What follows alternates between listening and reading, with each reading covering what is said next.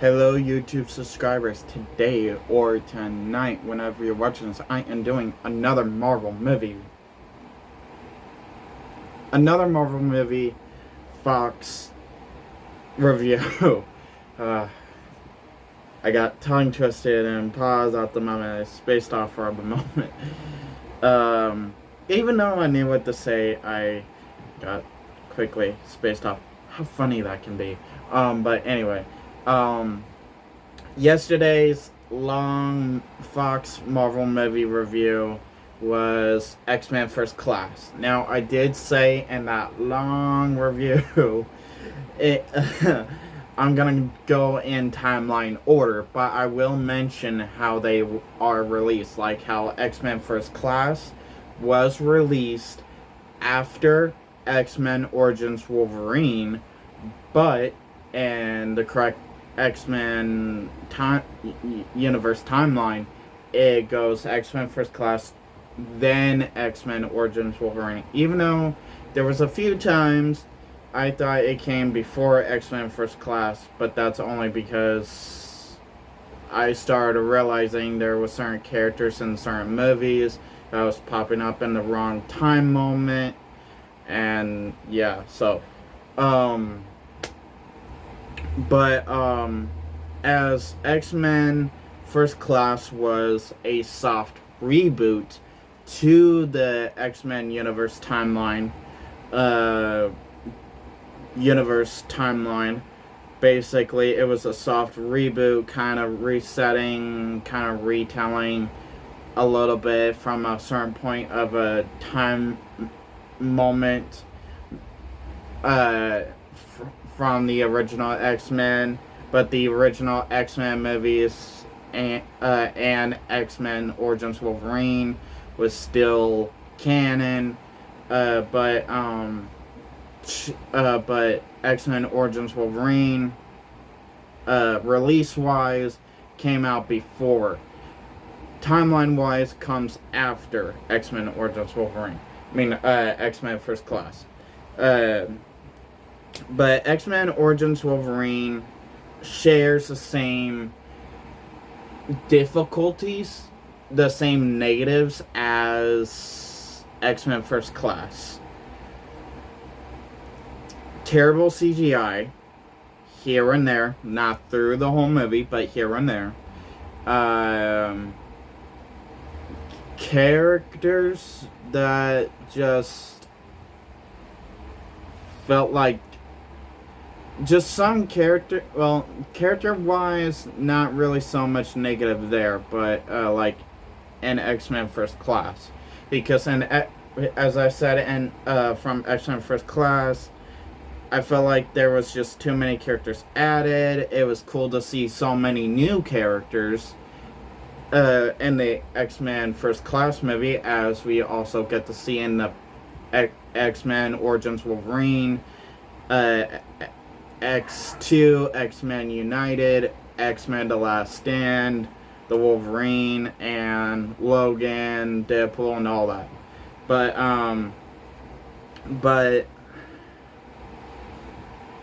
X-Men Origins Wolverine, we get introduced with basically for the first time, because X-Men Origins Wolverine was released before First Class.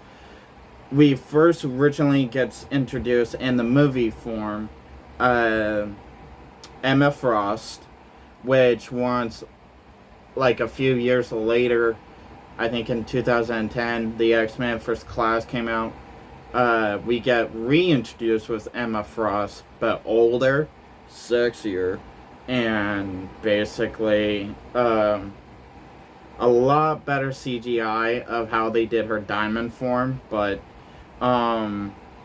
we get introduced by, I don't know if it's comic book accurate, but I guess in X-Men Origins Wolverine, which I also did say in my First Class review, that basically I get it. Comics and movies. Movies that's based on comics cannot be fully accurate from the comic. So, but still, it can somewhat be accurate. Like, I don't know if it's accurate that Emma Frost had a sister, because but if she did, I'm guessing that it was just something she never brought up, or the movies.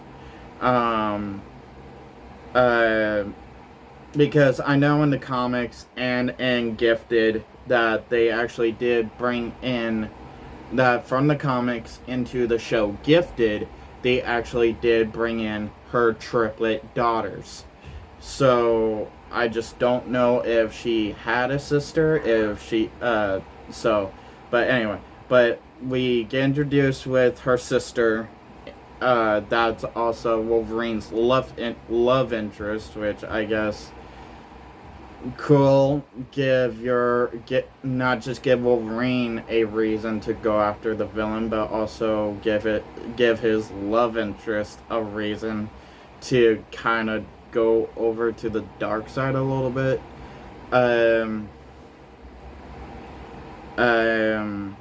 Hey, I didn't mean to use you, but they got my sister, so in a way I had no choice. Which just like X-Men First Class, this is another origin movie, obviously, basically stamped on the title of the movie. We get introduced not just with Emma Frost and her sister,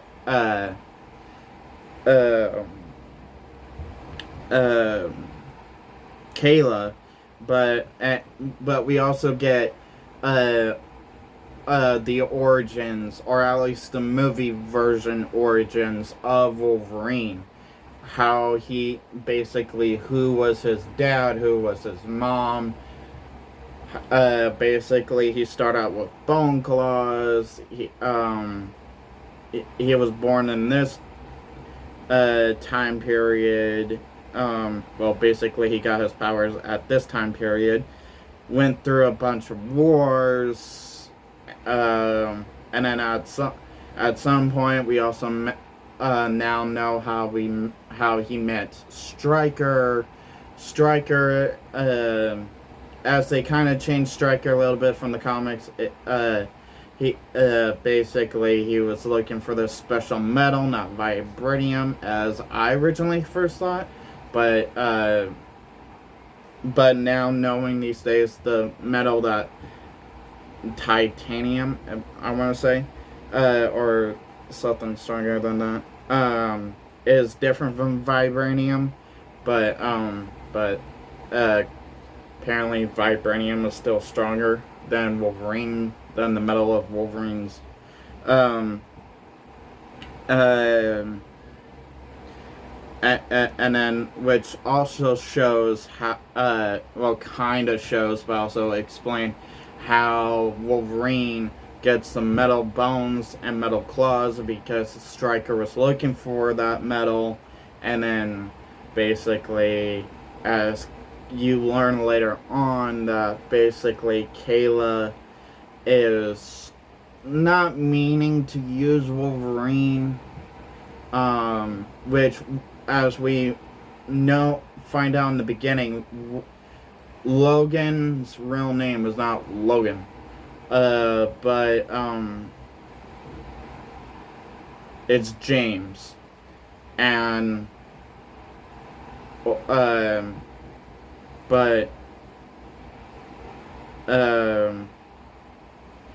I guess at some point, he changed it from James to Logan, and which when after Kayla pretended to get killed, which that's what helped Logan, because Stryker decided, you know what, I'm gonna ask nicely, and hoping, cross fingers, he says yes, that Wolverine will help me on this special project, because he's the last part in the puzzle little science project he was doing. When Wolverine said no, he sent Sabretooth. He captured Kayla's sister. Kayla got pushed into it of actually to save her sister. She pretended to die by Sabretooth to convince Logan to go on this to not just give Stryker his blood, but also, which he didn't realize on that part, but to like test subject by putting the metal that they were looking for in the beginning of the movie into his body, and covering his bones into it, and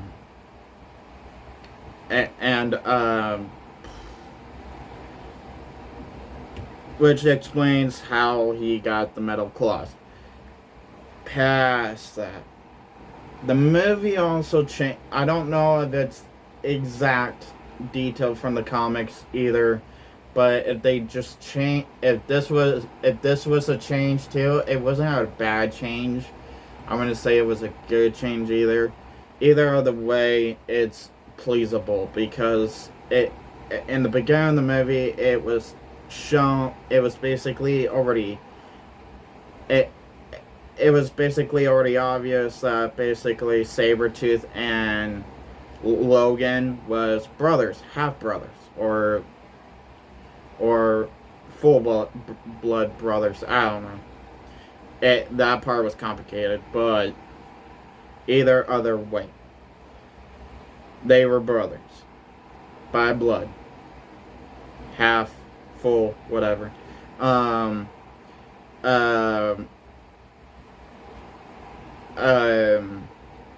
They and then which they also went to war together.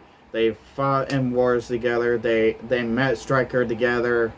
They both worked with Stryker together. It also showed why Logan and Sabretooth has like this mutual hate for each other, which they also showed that. It explained that. Mostly was because they're different, that they don't share the same motive, but they still care for each other as brothers to a certain point.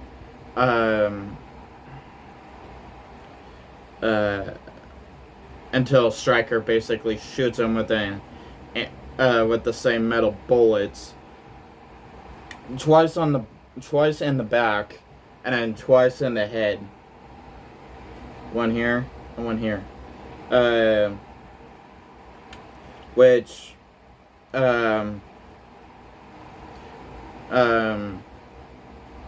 that also explains how basically Logan totally forgot about everything. Was by just which okay, I will agree with most time if people survive a bullet to the head and can come back to brain function, where they can at least talk, walk, eat, see, whatever. They mostly don't remember everything, so I guess that is realistic by doing it that way. Including Wolverine healing ability, that is something even more possible for him to be able to walk away, but also forget his whole entire life, including the terrible shit.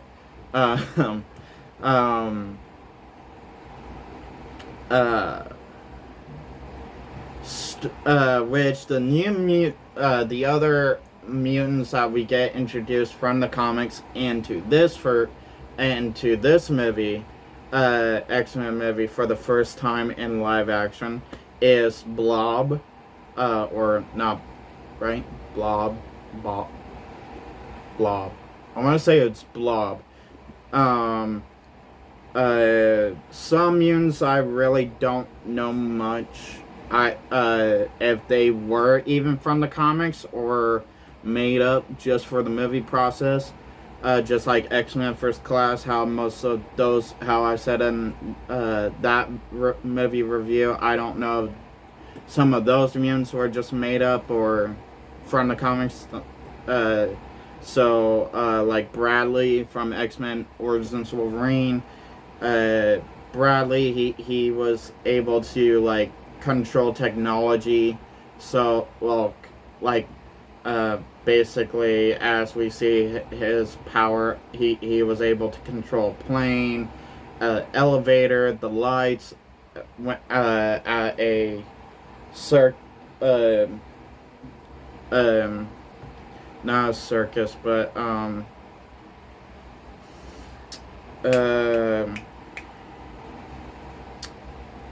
don't want to say an arcade either. But anyway, um,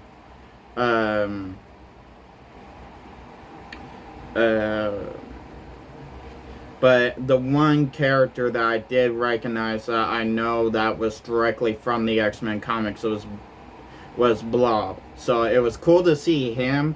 I think it was funny the actor they chose to play the Blob X-Men mutant character, because knowing that, and yes, rewatching the movie and knowing, okay, yeah, you can tell now it's kind of fake, but like most of the scenes where he's like moving, or like most of the angles of like they show the big fat fake body, you can tell it does look real at times in most scenes and most angles, but some other angles, you know it's fake.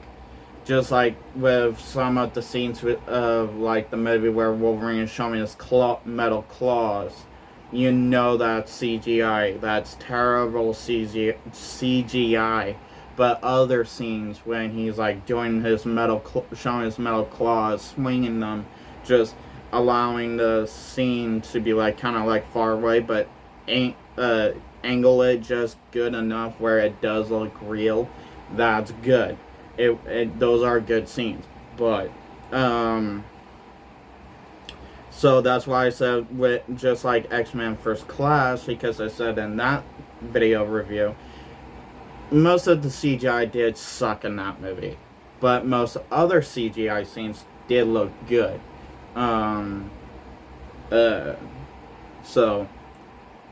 Same issue for this one. Story plot wise, I mean, explaining most not just Wolverine himself, but other mutant characters like basically the Blob, or Blob, the Blob, or Blob. Of course, Wolverine, because he's the main character of the movie. Sabretooth, which, okay, everybody should have expected that once the movie was coming out. That Sabretooth was basically gonna be in it no matter what, because you can't just have Wolverine without Sabretooth, and you can't have Sabretooth without Wolverine. Stryker. Basically, it was good to from us originally getting introduced to Wolverine in the very first X-Men movie, and then kind of hinting at his origin in X2, X-Men United, and then getting this film, which did kind of change the images from that movie to this movie. It was still good. It was still good how we got fully introduction of his origin, how he met everybody, how everybody basically how everybody came full circle from Wolverine, Sabretooth getting their powers, finding out that they're becoming brothers, knowing that they're brothers, going through this movie, hating each other, but no, they love each other as brothers. And then to the first X-Men movie, which I'm gonna review tomorrow, and no, Sabretooth dies, which of course, obviously, because he had to survive, because he died in the first X-Men movie. don't hold me on that when Deadpool and Wolverine comes out, because I know he's in it, or he makes an appearance. Um, uh, which he must have survived when, which I know in that movie they could quote that he was meant to die, but he survived, and and that wasn't the true vision of Kang the Conqueror of how he saw it. So he basically took older Sabretooth, to the void. Um, and then in X2, X-Men United, another full circle where we get to see uh, Wolverine and Stryker meeting up again, fighting each other again. Wolverine fully getting his memory back. Which another on the side of the Blob, being one of the new mutants that we get introduction for the first time in live action from the X-Men comics. There's a few others, like Emma Frost, as I also said earlier in this movie review. Quicksilver. There was like a quick scene when Wolverine was about to release every mutant that Stryker has holed up in prison, which was Quicksilver. And honestly, it should be pretty obvious it was Quicksilver. Who else? I had it.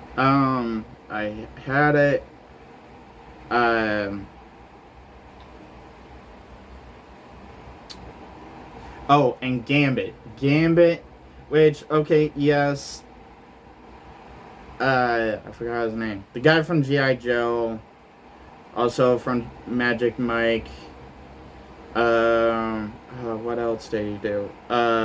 21 Jump Street and 22 Jump Street. Was supposed to play Gambit, but he came out lately that he hates Marvel movies ever since his Gambit movie got canceled, which wasn't really Marvel's fault. Really, it was Fox, because they lost the rights to the X-Men, and Disney was able to buy the X-Men. So really, does he still have a chance to play Gambit? Maybe, just maybe, but I seriously doubt it. So, could he play another character? I seriously doubt he ever will, because he's so hung up on wanting to play Gambit. We got our first introduction to Gambit in X-Men Origins Wolverine. Is it a full, perfect, comic book accurate as he is in the comic book and in the animated series? No, it is not. But it's what we got. It's what we had to be pleased with. It's not so bad with the scenes we got. I mean, I think if it was through the whole movie, then fine. It would have been different. It would have actually been pushed. But I think with the small scenes we got with him, with being introduced, and with the small fight scene, and then the extra small fight scene at the end, I think it wasn't really that much to push everything that Gambit can do from the comics. So that's more of a little laid back, give him a break type thing. But overall, the way they did the movie, most of the CGI, the story plot, I was really pleased with, just like X-Men First Class. Because going from basically X-Men Origins Wolverine to X-Men First Class was making, if we just had X-Men Origins Wolverine, yeah, it would be very bottom of the X-Men movies, by the very bottom, because once they got back to the Wolverine, X-Men X-Men Days of Future Past, they really got back up after, because I truly feel like, since we got X-Men First Class, which was an extra second step of a soft reboot of the X-Men timeline universe, it leveled each other out because it felt like the same CGI, it felt like the same pattern, the same feeling, the same rhythm of each other. So it felt like a part 1 and part 2 type thing, which it really is in the correct timeline universe of the Fox X-Men timeline. So, reality correctly, it leveled each other out where it gave Fox enough time to bring out something good, by now where they were able to go forward, which had enough money to please them enough to go forward and not even more backwards, but to go forward and do the Wolverine. But so, other than that, is X-Men Origins Wolverine perfect? No, it's not perfect, but it is pleasable enough to be one of the good X-Men movies in your list. May not be top, may not be middle, but just maybe a little bit close to the bottom. So it's still fun to watch, even though there are some hard things about it. It's still pleasable. It is good enough to watch, just like X-Men First Class. So,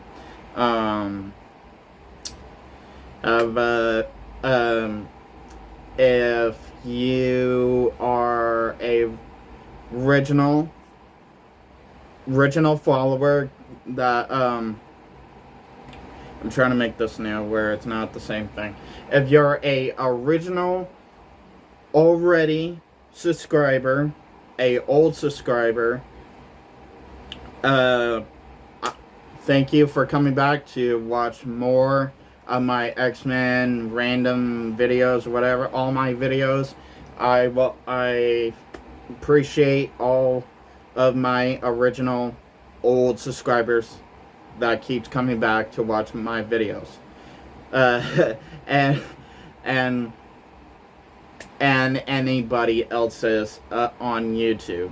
I don't want to sound guilty and say, yeah, I only have to watch mine. No, I don't mind others. I like other YouTube people that's trying to do their YouTube videos just like me. I mean, if you're a newcomer, just randomly dropping by one of my videos, please hit that subscribe button. If you guys like this video, please hit that like button. If you guys didn't like this video, hit that dislike button. Have a nice day. Have a nice night. Before I say this, please drop a comment down below. Anything X-Men, anything Marvel, anything X-Men, anything Marvel on the X-Men movies, characters, comics, shows, cartoons, anything. Anything Marvel as well, like any other Marvel hero, movie, comic. Your opinions on anything that I may have missed, anything that you guys may want to see me change on. So, now, I'm going to say it. Have a nice day. Have a nice night. Whenever you're watching this. Peace.